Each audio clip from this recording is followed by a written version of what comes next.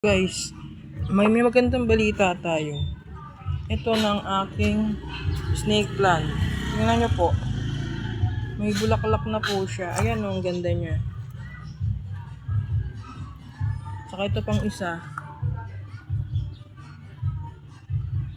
Ayan. Ito yung mga tanim ko.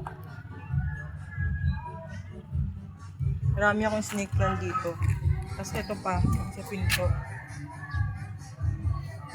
At ito, kakaiba to, tingnan nyo. Ngayon lang ako nagkaroon ng may bulaklak na ganito.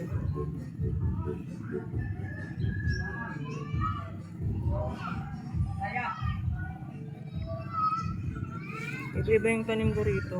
Ako nag-alaga nito eh. Yan.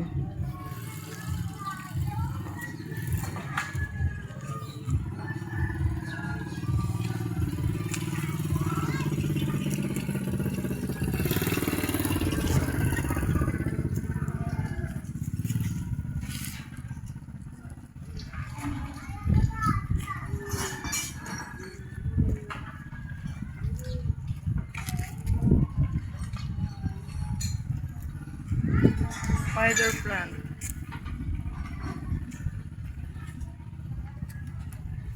Sige.